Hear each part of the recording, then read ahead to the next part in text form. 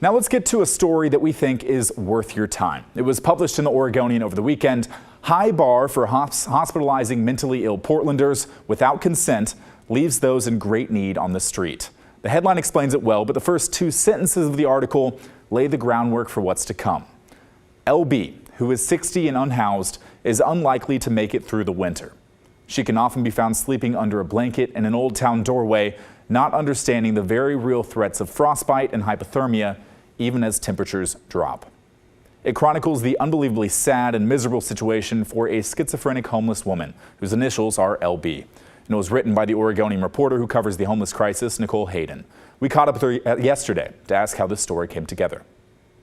We launched our mental health reporting project a few months ago, and I had mentioned to the Blanchet House director just when I ran into him one day about that, and he mentioned that there was a woman they had been working with that I might be interested to hear about her story. And so I just sat down with some of their staff members and started learning about the challenges they were having getting LB, just basic treatment. And it went from there. So I spent months checking in with them. The story that unfolds in Nicole's reporting is anything but uplifting. And some of it mirrors issues that I've talked about in my series Uncommitted, talking about the high bar required to commit someone for mental health treatment against their will, civil commitment, as it's called. Every case is different, but in LB's case, Multnomah County state-certified civil commitment investigators ruled 5 times in the past year that LB does not meet the criteria, leaving LB's few advocates at Blanchet House and Nicole stunned.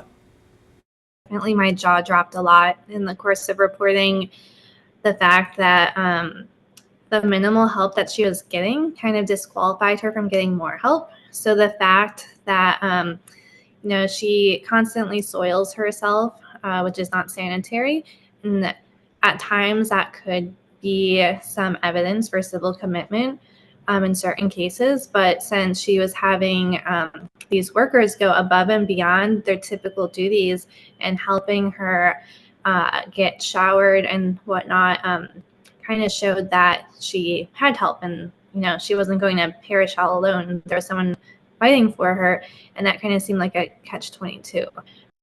Getting help on an immediate basis, potentially preventing her from getting help on a more permanent basis. Another element is that whenever LB would receive mental health treatment on a temporary hold, she responded quickly to medication to treat her schizophrenia, and after a few days of treatment, the hospital would ask if she wants to continue treatment.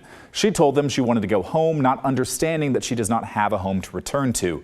Instead, she would show up back at Blanchet House with a bottle of medication she refused to take, thinking it belonged to someone else.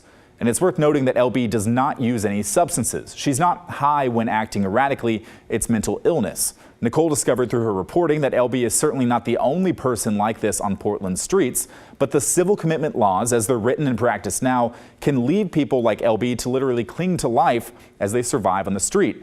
On that note, an Oregon Judicial Department work group has been meeting monthly over the last year studying civil commitment. I caught a recent meeting, and they're expected to recommend changes to Oregon's laws in the spring. Of course, that takes time, but we're still tracking that closely.